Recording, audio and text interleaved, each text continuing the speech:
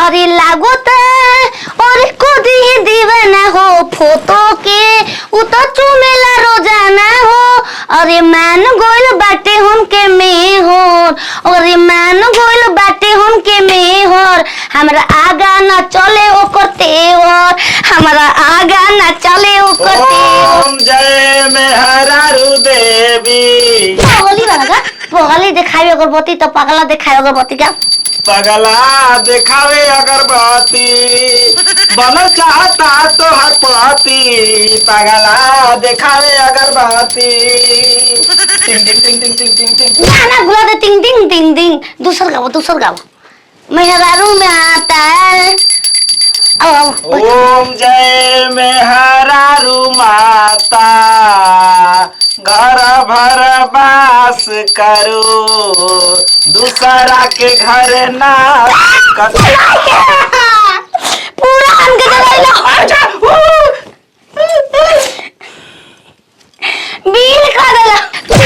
Bill कर देला तारो धागे कुर्ता बिल कर देम हो।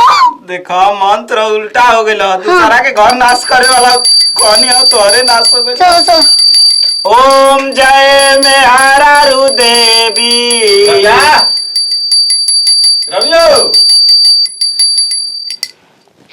के भैया भैया ओम जय जगदीश रे पंडित जी पैर को तोरे घर बे थी कोनी पंडित जी के नूर रे।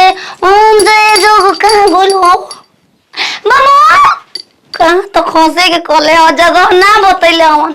बताओ ना ई न देवर के रहन देख के ना हमर एकदम कुफुत होताटे। आ इहो के गइनी त काहे कहां सट गइनी। का करतलू घर में विवाद चलता महारानी बैठल रहलू बनलू सारी माई के गोड़ लागो आ तूले साला का और पत्नी माई के लिए मेहरारू को पूजा करत रहा हमारी इज्जत ले दे बता गांव में एक तो साल पागल से बियाह कइल आ ऊपर से दिन पूजा करत रहल महिल गांव में। पूजा ऐसे करना क्यों कर दिमाग ठीक हो जाई अगरबत्ती के गमक जाई त। हां तू ही तो ढेर जानत बा कृष्ण बरम हो गेल बा तू कुकुर कहीं के। अरे ये के समझा दे कि मेहरारू संग कैसे रहल जाला। ठीक बा जाई आप समझा दे तनी हम समझा बढ़िया दे। बोजी अभी बिछा ले के का बिच तो तब हम मरद से परेशान हो गइल हई। आ का करतनी आय माने हम मेहरारू के अपना पूजा करतइन त इनकरा कौन जलन हो गइल बा तो के त रोजगारी देना। तो सोनी मेहरारू के ज्यादा ना कपार पर चढ़ावल जाला पूजा पाठ करतनी आय मौगन हई बे लेक लते अच्छा आपके भैया हमके अगरबत्ती देखावे ना लेके पूजा पाठ करे ना तो रोज लत्ती आवे ना। हां तो इस सारी मेरा गेरारो आय ई का होता चुगु मुगु बैठ के होता ना हो ई बताओ आ बोले पूजा हमर को के बिना लड्डू खियावले बिना जल गिरौले बिना फूल चढ़ौले आके ए दिगो शिकायत हमर करतला।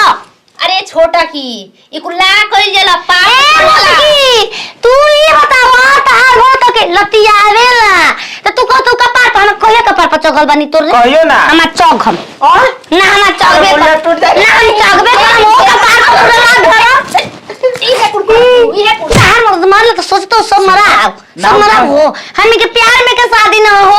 अब कहो अप्रैल में जन्म भइले हमनी के सही छोड़ जाई घरवा कहतनी एकरा चक्कर में कहां से तू पगला तू हो लिया तू हो अगरबत्ती दिखावा ओ काहे खातिर अगरबत्ती देखाई हो। हां तो दूसरे से पतैले बोल तो का करबू भगवान कस की दूसरा से हम पटा लेती त भतार के छोड़ के चल जीती समझ देखो तो का होता हालचाल में हमनी के मन में अगरबत्ती आवे के तोर मेहरारू ऐसे करती त हम का करी जी। देखा का कनी है ना परा कि अब ढेर होता का अब पूजा पाठ कम करे के पड़ी। कैसे हो साल भर के तीज पर्व आवता हम तू पूजा ना करबो हो 9 दिन हम देवी ना बानी हो दुगरा होता नहीं हो। ए छोटकी पूजा देवर जी करी अगर तू करबी दुर्गा माता हम हन के हो घर के अच्छा। हम घर के लक्ष्मी माता हम नहीं ना अच्छा तो हमार न तार फौज न बनता हो ओ लागत घरवा में तू ही लिया भरते बाड़ू लक्ष्मी हौ त भतार काहे काल खातिर काल करत काल तार मन करत रे गोबरौला के चोखा खाए के त हम गो नहीं तोर के लिए आई रही जाई जा अपन लोग ड्रामा कर जा ले हमारे रही। बस के बात नहीं खे आ करी यही त धंधा करम ना त घरवा दुआरा छोड़ के चल जाइए रह के का करबी हारमोनी बाबूजी? बजावत रह जा एकरी दादी में एकरा तीज भूखे के त तीज हम भूखी ना हो। मौगन ना बानी चलिए में हवा के देखला इहो बताओ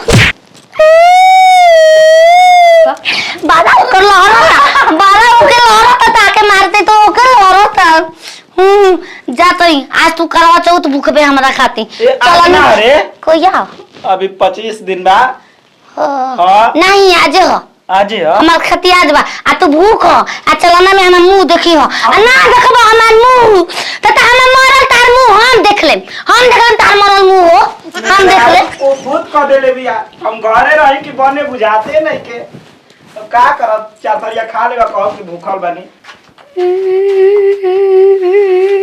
ए बाबाजी काहे खतली आई नहीं जीगा तू जानो मैं सृष्टि उल्टा चला दे मैं आप की रहुआ हम काहे के चलाई बताई कि तीज मर्द भूखता हाँ छठ मर्दे करत भूखता भगवान का सोच थी ऊपर ले ऐसा तू देवी जन्म ले ले धरती पर उ कुछो सोचो ना दुनिया से फर्क पड़ता हो फर्क पड़ता हमारा पर गांव में बदनामी होता कि कैसन कुकुर से बियाह करा दे वाला का कहीं हम के कुकुर बा घर में हो तू कुकुर हई हो हमें हारू हई हो देखो भाव भसुर पर हाथ ना उठावे के तू ये बताओ तू कोन हाथ में काहे ले रहा कदर जाने लू मेहरारू हमार बामला आई अगरबत्ती के दिखावे के टाइम हो आज गइल से बा ना रही ना तो तू अब घर में ना रहबू ना हम लोग अगरबत्ती दिखाई बारू हो ओ सर घंटी लेके आवतला